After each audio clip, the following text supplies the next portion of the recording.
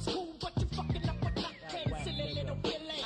I'm back that rip. Can you really see my machine gun carrots? Open and aimed at your fat little frame. How can I miss? I twist your cap and take your name, analyze it. My name should be Mac 11. I'm a higher caliber MC. There's no question. They dissed me at the LA Sports Arena car show, you know, with like 40,000 people there, you know. And then I did some shit in the Bronx on Rap Sheet's pay-per-view where I had his shirt crossed out with a big red X.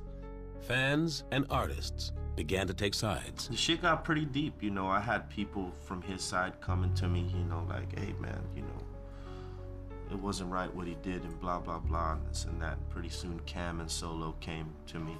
LA artists Cam and Solo were also in the middle of a business feud with Ice Cube. Meeting Solo at a Los Angeles traffic light, Ice Cube started a fight. Knocked him down, knocked him out, woke him back up, whooped on his ass.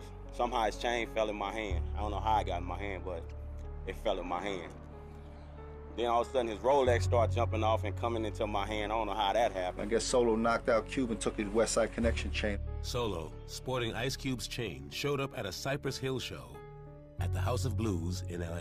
Be Real put it on and hold it all up into the crowd. Crowd go crazy. They go bananas off of it. And we're like, well, shit, let's take pictures with it. Nigga, you didn't take the chain. Nigga, why you wearing it?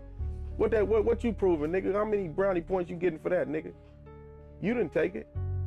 That's the way I felt at the time. It was a pretty interesting time because, you know, it created a lot of split here in LA between black and brown, you know. Concern began to grow that the beef might pit neighborhoods, gangs, and races against each other. It can happen at any minute. It can ignite. If you're a Latin in the house, if you're a Puto Latino in the house, Mexican, Puerto Rican, Cuban, El Salvadorian, I don't give a fuck what you are. Put your fucking L in the air right now.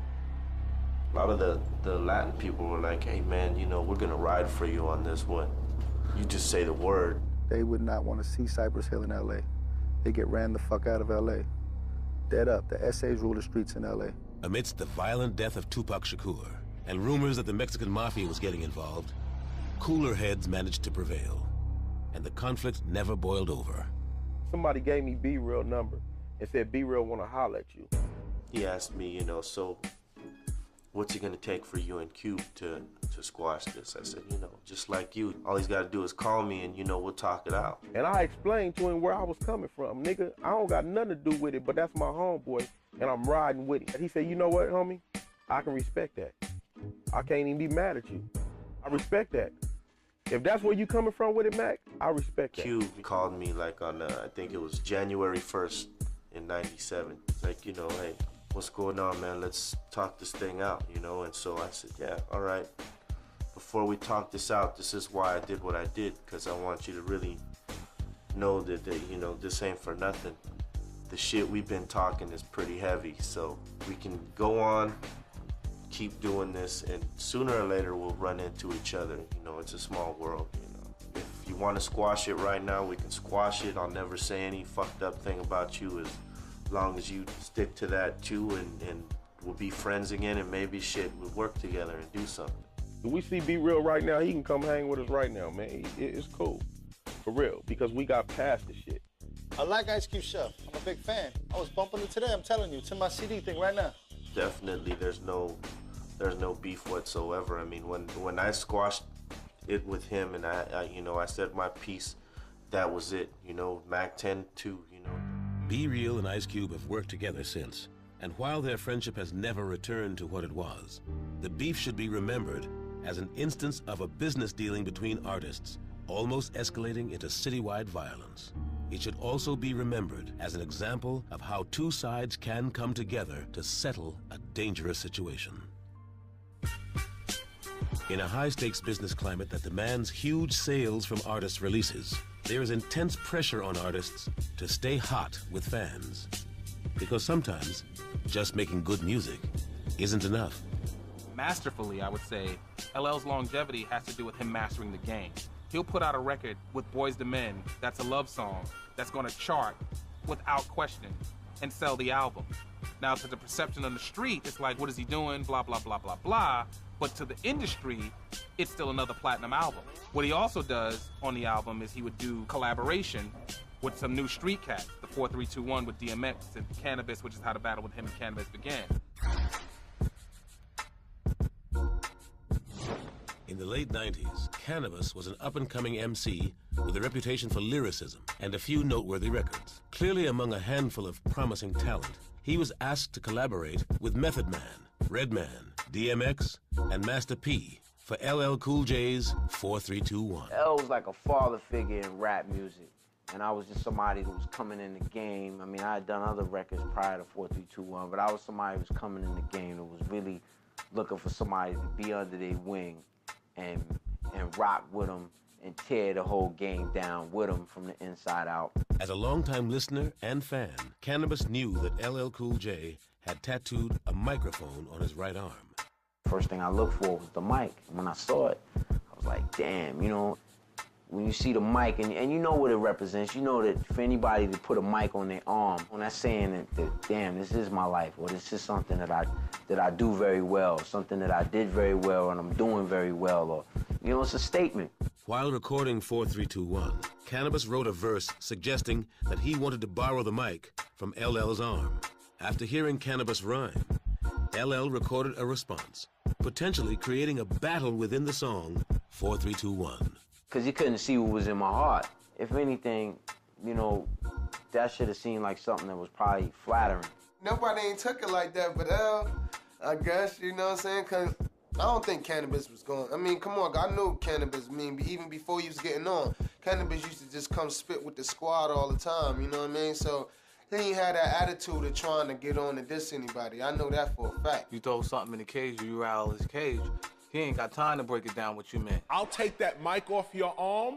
No. He asked to borrow the mic. Asked to borrow it. He was doing it as a flattery. Yeah, this is the debate right here. LL is a cultural icon. You don't come out your face and no, you don't borrow nothing. You don't say, you lucky to be on the record. Perhaps trying to avoid an ongoing battle, LL told Cannabis that if he wanted to stay on the track, he would have to rewrite his rhyme. Cannabis agreed and rewrote the rhymes, thinking LL would do the same. He didn't.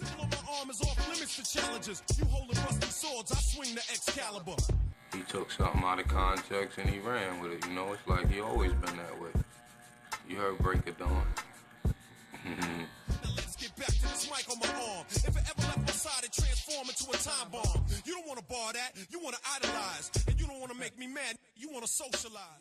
With Cannabis's mic verse off the track, LL argued that no one would know who he was talking about. But rumors and copies of the original recordings began to spread around New York. The pressure to answer the disrespect mounted on Cannabis in an allegedly taped phone conversation, widely circulated on the internet. Cannabis was told that the two might publicly squash the beef by doing an underground track together. All Cannabis had to do was wait 2 months for LL to become available. Niggas is not running around the country knowing about this situation. You got 50 niggas in New York that are in the industry running around running their fucking mouths. You called me earlier, right? Yeah. Okay. You know what I was doing? I was on the internet. I'm telling you that in Wyoming, niggas is talking about it. I'm telling you that in Texas, niggas is talking about it. In North Dakota, talking about it, dog. You get what you want to do. You want to add fuel to the fire? You want to you want to address it? I mean, what do you want me to say? I don't want to address the situation. I don't want to do what niggas is out there feeling. Yo, Cannabis nigga. I don't want to do that. The reality is, mentally and emotionally, are you capable of standing the pressure until it comes the time when we can make something happen, when we can kill a noise? Now, your career could end if you lose a battle. For some people, that's how they perceive it, especially with people that are coming into the rap game. Those opportunities to rock, those were my windows to my dream. That was the window to my dream. The fact that you feel and people are pressuring you to feel almost disrespected or slighted to a certain extent. You got niggas fucking sticking you to the fork talking about, yo, you need to write a 7-hour round about L. Right. Are you capable of standing the plane? You know, I won a title a couple of times, did right, but they can't hurt us, man. We're gonna do it. Get up in this ring and put it up and show you the hand. I'ma let the world know the truth. You don't want me to shine, you study my rhyme, then you laser vocals at the mine, that's a bitch move. Cannabis counterattacked with second round knockout. You walk around showing off your body cause it sells. Plus to avoid the fact that you ain't got scales. Mad at me cause I kick that shit real niggas fail. 199% of your fans wear high heels. Go for yours, dude. Go for yours. And who better than LL Cool J, the greatest of all time? I studied your background, read the book that you wrote, researched your footnotes about how you used to sniff coke, fronting like a drug-free role model. You disgust me. I know bitches that see you smoke weed recently. How can someone proclaim one thing and then off the record do another?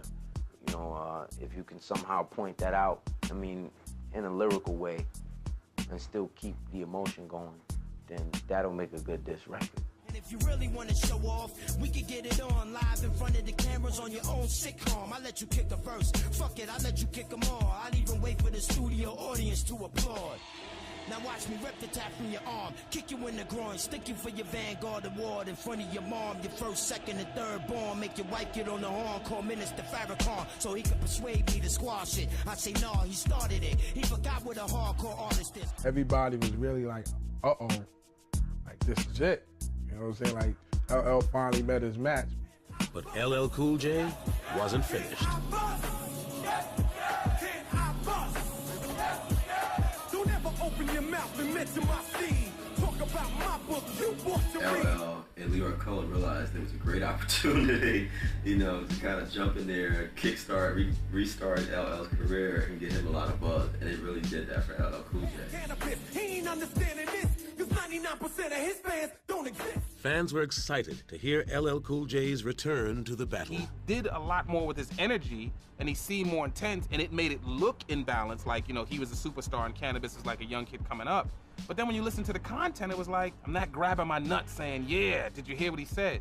Despite the fact that many fans still consider Second Round Knockout one of the best diss tracks in history, the perception was that LL had defeated Cannabis in battle. In the long run, L was just too much for him. You know, he just was too much for Cannabis, you know? Nobody ever played Cannabis out on the mic, indoor, outdoor, you know, on record. Was it LL's aggressive style that put him on top? His iconic status? Nowadays, because of media and things like that, you got to be careful on who you jump on, because a company like a Def Jam or somebody at a Universal Music System, they have more suasion than other companies. I got a mic on my arm too, as an ode to the life of Cannabis, or the ambition of Cannabis, you know? Whether or not the battle with LL Cool J hurt Cannabis's career, it certainly helped LL Cool J's. In fact, LL Cool J even thanked Cannabis in the liner notes of his greatest of all time album. You know what's so fucked up, L, is like I always looked up to you, man. You know what I mean? It's ill, cause just like if you were to put yourself in my position, I'm that same nigga that you were when you were 17. You know what I'm saying? I was locked up for assault 2, an escape, and a bail jumping. That's 3 felonies on one try. Former Hit Squad MC K Solo spent 36 months in prison, starting in 1994. In the prison yard, he battled other MCs, including a then unknown rapper from Yonkers named DMX. We went at it, and I was reaching for my shit. He really had me reaching for my shit. Once released, both rappers recorded songs entitled Spellbound and claimed credit for the idea. K-S-O-L-O, Spellbound. Me the DMX, cause I'm the D-O-P-E-S-T. I'm the K-E-V-I-M. My life is Spellbound. I wrote Spellbound in before I got locked up in Newport Gardens in Brownsville. Freedom, Rakim's Man, Seal, all them niggas heard Spellbound before it dropped. So why would you get in the world and say you wrote Spellbound of all songs when you know you're a dark rapper? You don't rhyme about nothing good. So show, you know, with like 40,000 people there, you know. And then I did some shit in the Bronx on Rap Sheet's pay-per-view where I had his shirt crossed out with a big red X. Fans and artists began to take sides. The shit got pretty deep, you know. I had people from his side coming to me, you know, like, hey man, you know, it wasn't... Crowd go crazy. They go bananas off of it. And we're like, well, shit, let's take pictures with it. Nigga, you didn't take the chain. Nigga, why you wearing it? What you proving, nigga? How many brownie points you getting for that, nigga? You didn't take it. That's the way I felt at the time. It was a pretty interesting time. This chain fell in my hand. I don't know how it got in my hand, but it fell in my hand. Then all of a sudden his Rolex started jumping off and coming into my hand. I don't know how that happened. I guess Solo knocked out Cube and took his West Side Connection chain. Solo, sporting Ice Cube's chain, showed up at a Cypress Hill show at the House of Blues in L.A. Be real, put it on and hold it all up into the crowd.